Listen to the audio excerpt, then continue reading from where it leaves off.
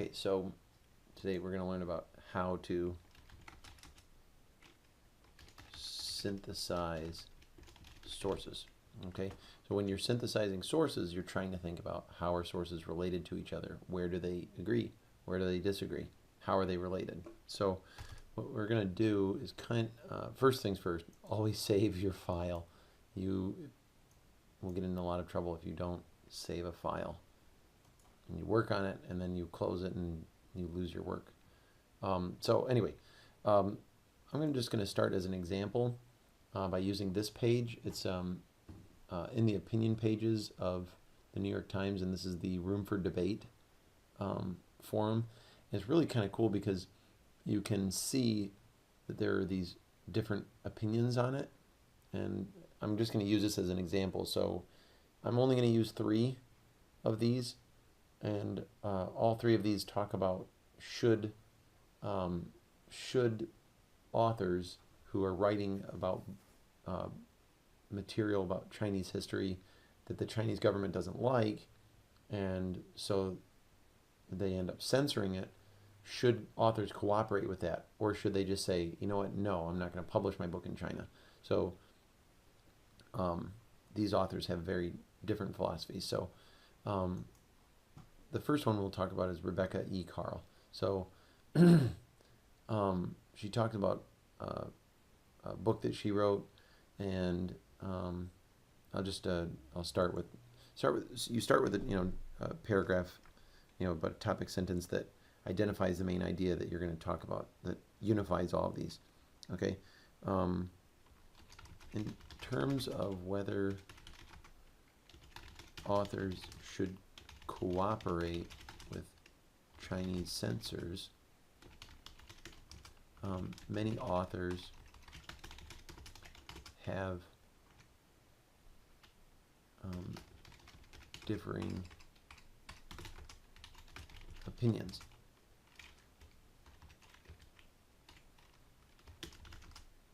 Some authors believe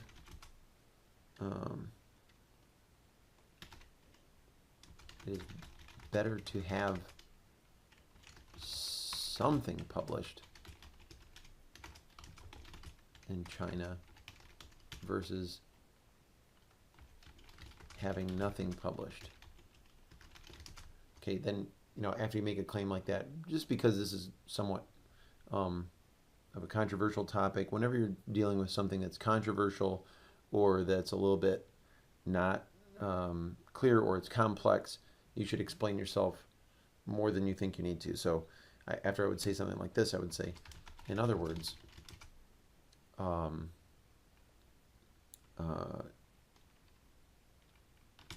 being able to publish a book in China that that government censors have edited is better than publishing nothing at all. Okay, so I'm describing the kind of authors that are out there. Now I'm going to give an example of one. For example, Rebecca E. Carl. I'll put the year. Go back to this. This was 2015. If we're working with APA, this would be how you work with that. Rebecca E. Carl, a scholar of Chinese history,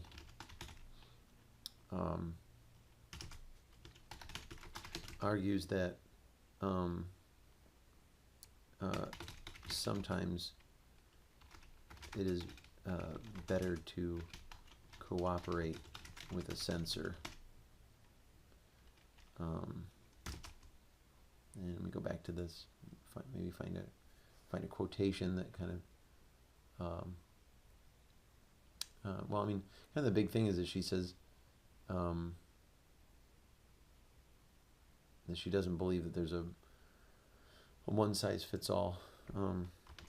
She does not believe there is one right way to deal with Chinese censors.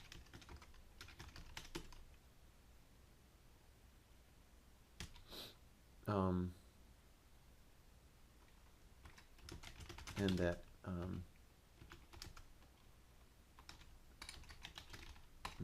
many authors who do publish books in China, what did she say?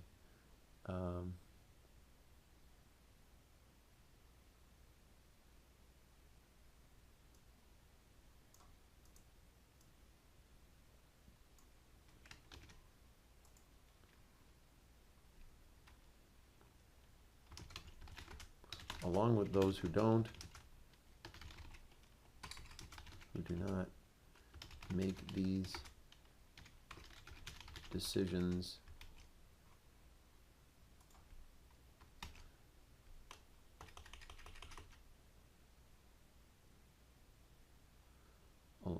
from serious ethical considerations. So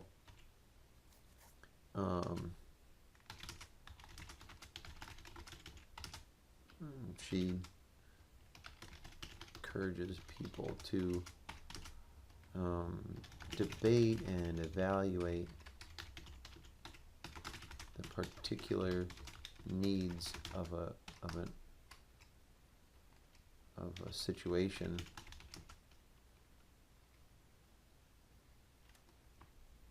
of a publishing situation.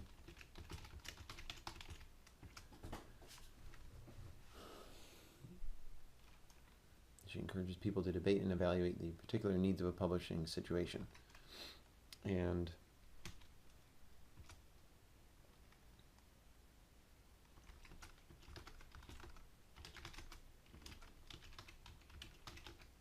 not have an automatic response of shunning a publisher who attempts to censor an author's work.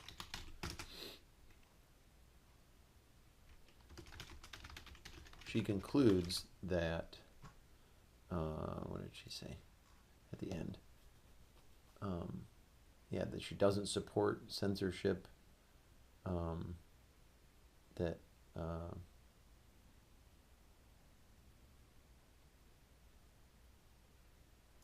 that it's better to convey what I'm allowed to say. Because she says, is it better to convey what I'm allowed to say, or should I just be silent in Chinese? I do not choose silence. So it sounds like she's okay with conveying what she is able to say. Concludes that it is better to convey what, and I'm going to actually delete that, put in brackets to make it flow a little better. And using the square brackets indicates that I replace some words. So,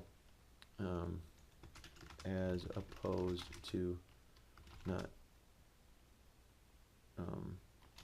promoting her work and ideas in China. Okay, so now we've kind of summarized the one author. Now let's look for an author who doesn't quite see it from this perspective. So this guy, Elliot H. Sperling, is a professor of Central Eurasian Studies at Indiana University.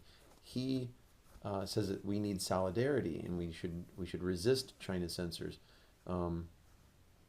And he says right here, perhaps the most self-serving and often narcissistic is the argument that if even a portion of one's work is seen or heard in China, it will have a beneficial effect, presumably on the democracy of China.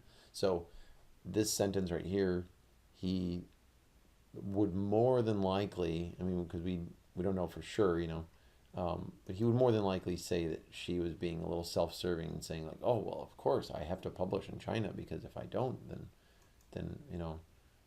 at least that I won't have an effect on China, and just even a little bit will have some good effect. And so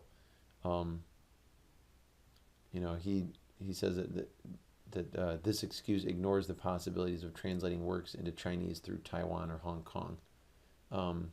It exhibits a lack of understanding of the ways intellectuals in China have found for breaching the government's internet firewall to access such translations. So,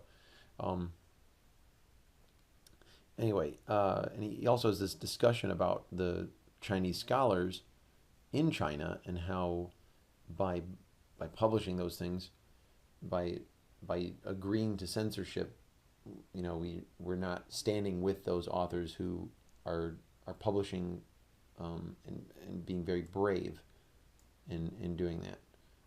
But they don't have the reputation of being a foreign publisher.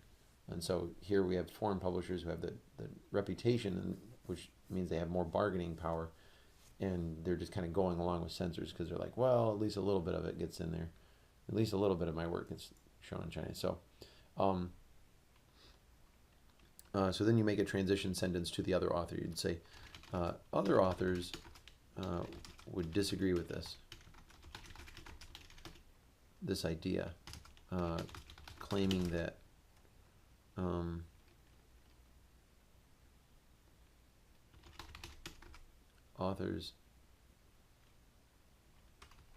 these authors are self-serving.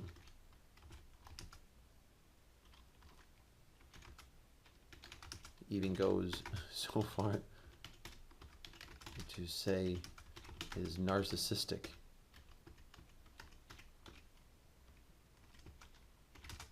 To agree to censor their work because even a censored work would be better than nothing.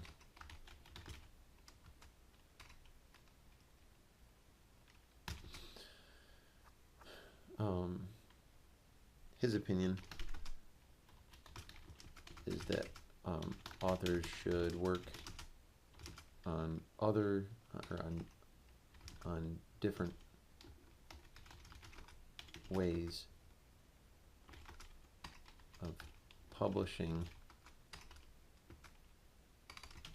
and essentially deny Chinese censors the satisfaction of altering one's work and stripping it of controversial ideas. Okay.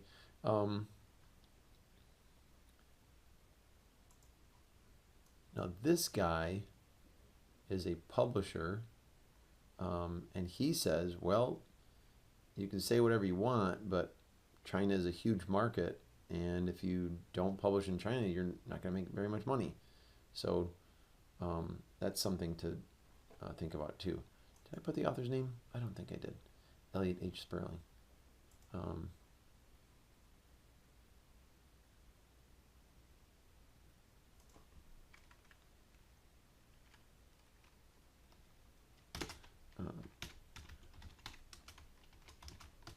Elliot H. Sperling.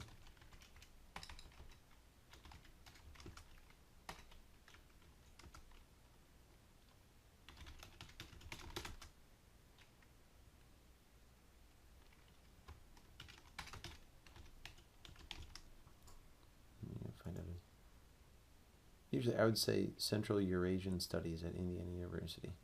Central Eurasian Studies.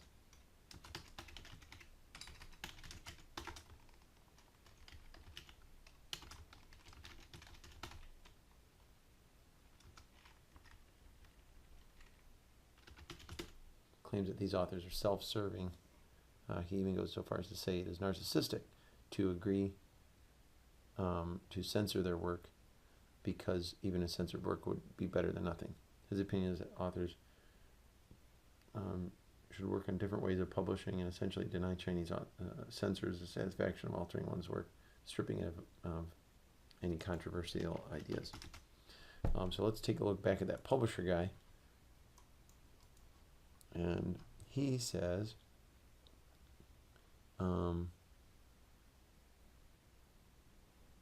he says he says we're all more competitive than ever before, perhaps as a result of being more connected than ever before. More choices and more access entails more scrambling on the part of suppliers to get the same resources and consumers.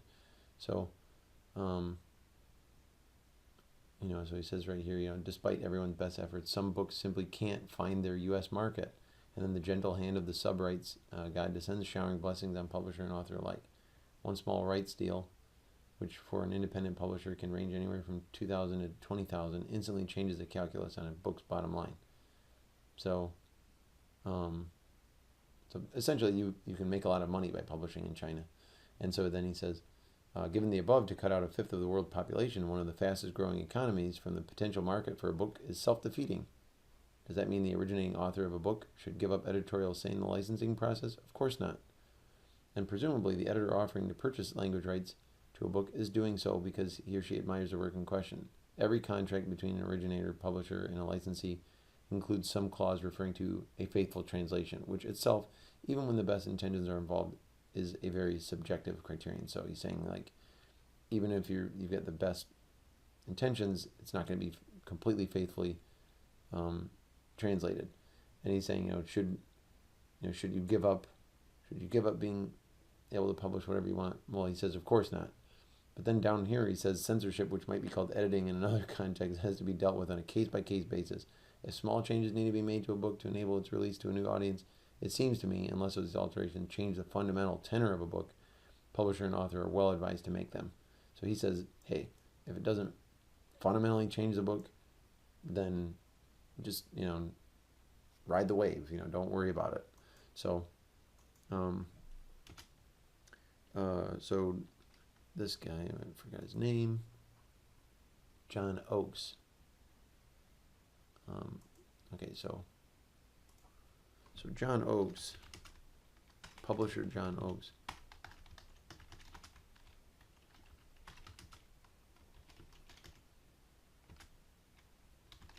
would likely disagree with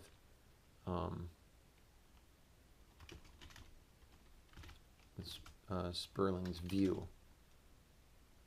And what kind of view does Sperling have? He has a very idealistic view.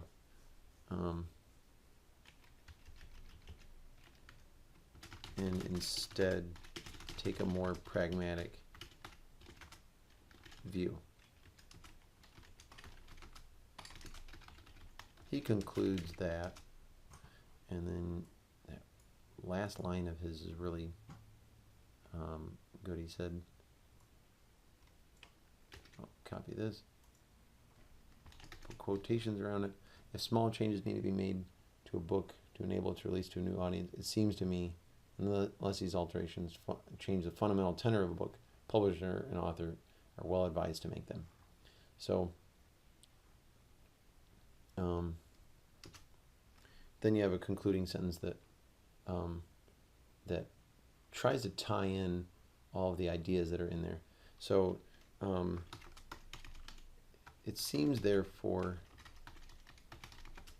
that the answer to, or that answers to questions of whether to cooperate with Chinese censorship depend heavily on one's philosophy.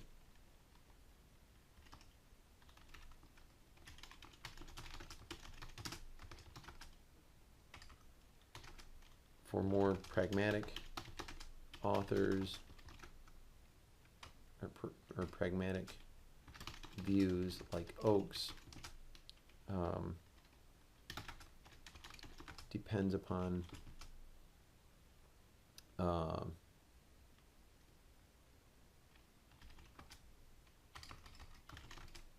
and more market-driven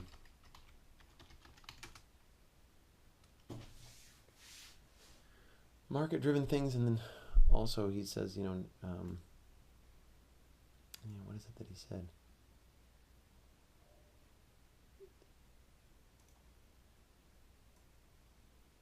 It's about, yeah, for more pragmatic views like Oakes,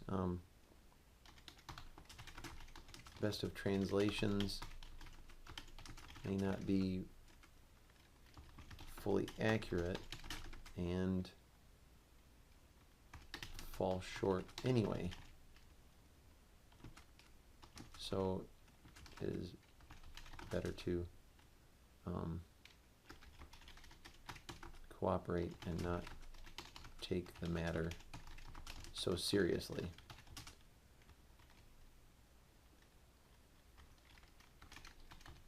Nevertheless, one is heavily motivated by ideals like freedom of speech and the like, then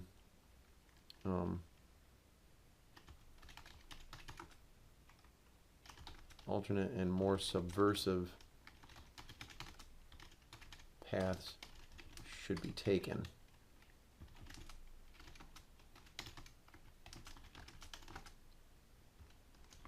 Such as Sperling's suggestion for authors to push work into China via Hong Kong. And what was that other place?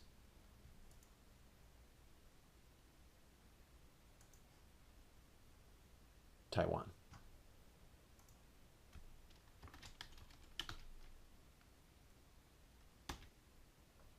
Okay, so because this is kind of like a concluding thing, it kind of summarizes the whole thing.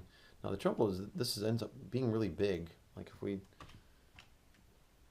made this Times New Roman 12-point font and double spaced it, that moves all the way on 2 pages. I mean, it's not the end of the world. That's a pretty long paragraph. I've seen paragraphs that long. I've actually copied paragraphs out of academic published articles just to see, I wonder how big that would be on a page, and I've seen them show up that big. But if you wanted to break it up, you might start something down here. So anyway, you want to be putting them all together to where you could see them responding to each other. Like I said, I've said before, imagine that you're inviting these 3 authors to dinner. What would they say to each other? What would their response be? Rebecca E. Carl says, well, at least some of my work gets published. And then, Elliot Sperling would maybe, I don't know how polite he'd be about it, but he'd maybe say like, well, I think you're being a little narcissistic that you think even your heavily edited copy would make a huge difference in the democracy of China, and so on. So, but then you've got this guy over here, and he's like, hey, yeah, of course you shouldn't give up your rights to edit your work, but, are you really going to miss out on this market? And is it really going to make that much of a difference anyway?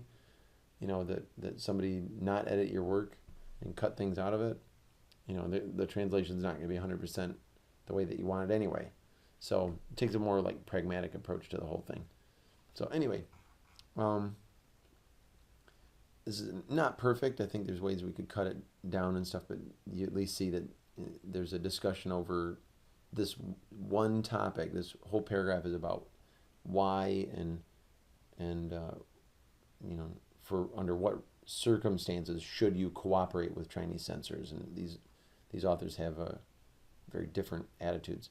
I could probably break this up and then even add more specifics later, but this I think is a good first attempt or a rough draft at synthesizing the information found across 3 different sources. You want to look for those points where they disagree and where they agree with each other. Find ideas that are similar. For example, she's saying, well, sometimes it's better to cooperate with a censor, and then you can find out, that, if you get to this guy, he's like, oh, well, he actually says that's a very self-serving thing. Well, at least my book gets published over there.